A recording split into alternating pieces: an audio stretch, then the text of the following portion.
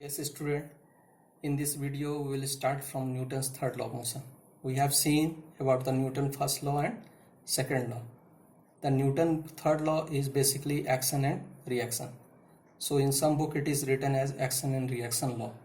The statement is like this: to every action there is equal and opposite reaction, provided two separate body must be there. That means action and reaction acts on two separate body. It cannot act on single body. And again I have used the word here equal. Equal means equal in magnitude, and opposite means opposite in direction. For example, here I have given two masses m1 and m2. Both are in contact here. Here m1 mass is applying the force on m2 and m2 mass is applying the force on m1. I have written like this: F21, that means force on 2 due to 1. F12, that means force on 1 due to 2. Here both are applying equal and opposite forces, equal forces, and their direction is opposite. Their magnitude is equal, that means F21 is equal to F12. Direction is opposite, that is negative. Some very important facts about the Newton's third law that you have to keep in mind. First one is, we can't produce a single isolated force.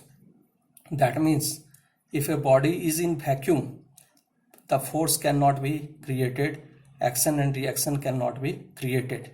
So there is the necessity for action and reaction. The two bodies must be there. So I have written here, force must be always in pair, that is action and reaction. We cannot create only the action, we cannot create only the reaction. If action is there, reaction will always be there. There should not be time gap between the action and reaction. That means the action and reaction will be acting at same time. It cannot be, suppose one action is acting at some time and reaction will act at different time. That cannot be there. Third point is, action and reaction can exist either the body is at rest or in motion. Suppose you are standing on the floor, the action and reaction is acting. Action is your weight on the floor and reaction is the force applied by the floor. And similarly, when you are in motion, the action and reaction pair acts. Fourth point is, action and reaction can exist if the bodies are not in physical contact. The example is gravitational force between Sun and Earth. Here both are applying action and reaction on each other. Electrostatic force, magnetic force, etc.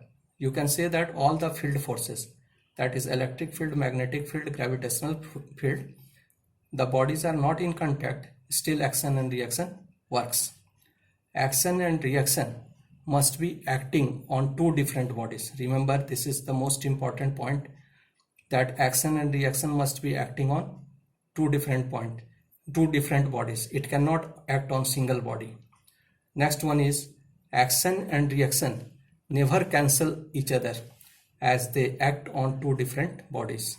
This is also the important point, because we have the concept that both action and reaction are same in magnitude and opposite in direction, therefore net force is 0, and so the resultant velocity, the body will not move. But it is not so. They never cancel each other, therefore some effect is generated.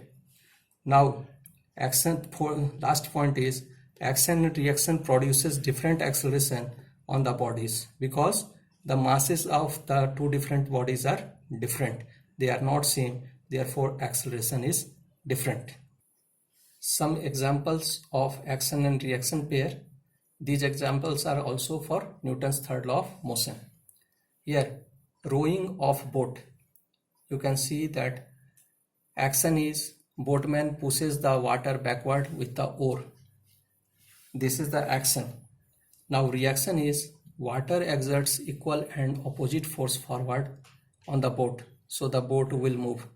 Remember one concept I have given, that action and reaction acts on two different bodies. Here the action and reaction is acting on two different bodies. One is the boatman applied the force and water is also applying the force on boat. Therefore two different bodies are there, so action and reaction never cancels out. Therefore the boat moves. Now the firing of a shot from a gun. Action is when we apply the force on the trigger. Trigger applies the force on the bullet and bullet comes out. Similarly, the bullet also the bullet also exerts equal and opposite force on the gun, and therefore the gun also moves backward. So in this way the action and reaction pair works. Some examples I have given more in your note, and also I have given some assignment regarding the action and reaction pair, so complete it. Thank you.